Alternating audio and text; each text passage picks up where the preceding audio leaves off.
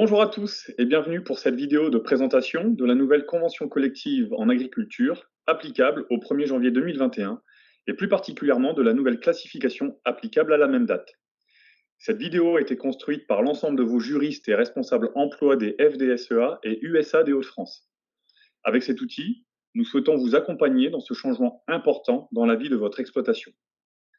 Pour cette première vidéo, je suis accompagné de mes collègues Célestine Campener et Benoît Lictevoet. Ensemble, nous allons vous présenter la genèse de cette nouvelle convention collective avant de voir quels en sont les effets immédiats sur la place du salarié dans l'entreprise. Nous rappellerons enfin à quoi sert la classification et ses grands principes en plusieurs étapes. Alors, pourquoi une nouvelle convention collective nationale? Il faut savoir que le secteur agricole, comme d'autres secteurs, disposait d'un nombre important de conventions collectives départementales, plus de 120 sur l'ensemble du territoire français. Afin de réduire le nombre conséquent de conventions collectives territoriales, les pouvoirs publics ont appelé les partenaires sociaux à négocier dans chaque branche une convention collective nationale. Ainsi, après 3 années de négociations, une nouvelle convention collective nationale en agriculture a été signée le 15 septembre 2020 pour une application effective attendue au 1er janvier 2021. À cette date, cette convention collective aura une force obligatoire pour tous les employeurs et salariés de la production agricole ainsi qu'aux CUMA. Point important, la nouvelle convention collective nationale ne concerne pas les entreprises de travaux agricoles. La Fédération nationale des entrepreneurs du territoire a en effet négocié sa propre convention collective. Au 1er janvier 2021, donc, la nouvelle convention collective s'appliquera à toutes les exploitations agricoles de France.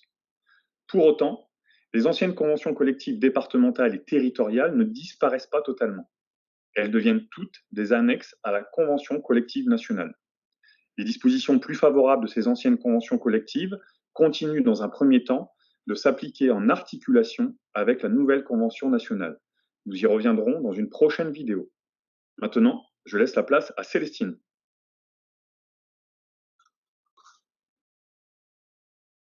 Ainsi, l'objectif de la convention collective nationale est avant tout d'insérer les ressources humaines au cœur de l'entreprise. La convention collective invite alors le chef d'exploitation à définir la place du collaborateur salarié dans l'entreprise et son implication dans son essor. Cela se fera alors dans un premier temps par le biais de la nouvelle classification des emplois. Pour ainsi dire, les exploitants devront au 1er janvier, pour les salariés déjà présents et à venir, mener à nouveau un travail de classification des postes présents et à venir. Puis, définir le positionnement du salarié au sein de l'exploitation. Il n'y a pas de grille de correspondance, car la philosophie même de cette convention collective nationale est bien de replacer les ressources humaines au cœur de l'entreprise et d'inciter l'employeur à porter une nouvelle appréciation sur tous les emplois de son exploitation. La classification permet de déterminer les minima de rémunération qui sont désormais classés en 12 paliers. L'entreprise garde toute latitude pour définir sa politique de rémunération dès lors que les minima prévus par la convention collective nationale sont respectés. C'est donc à cette étape que les exploitants pourront adresser un taux supérieur au minimum prévu par la convention collective nationale en respectant des critères objectifs individualisés tels que l'expérience. Les critères objectifs s'apprécient donc une fois le taux minimum de rémunération connu. Maintenant, je passe la main à Benoît.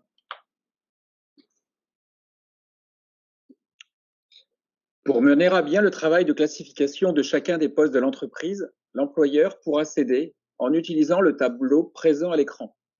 Nous allons vous présenter la méthodologie à suivre. Cette classification se déroule en 4 grandes étapes. Tout d'abord, l'employeur doit déterminer le degré correspondant à chacun des critères classants que nous allons vous présenter juste après. Pour chacun de ces critères, l'employeur doit ensuite relier une valeur de points en fonction du degré retenu. L'addition de l'ensemble des points obtenus sur tous les critères permettra de déterminer le coefficient du salarié.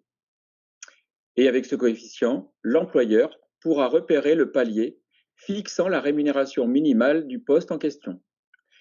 Avant de reprendre chacune de ces étapes plus en détail, nous vous conseillons de réunir tous les éléments qui vous permettent de qualifier objectivement les compétences requises pour l'emploi que vous souhaitez classer. Par exemple, la fiche de poste concernée, l'annonce d'emploi qui a pu servir au recrutement, une fiche métier adaptée à l'entreprise ou éventuellement le contrat de travail du salarié.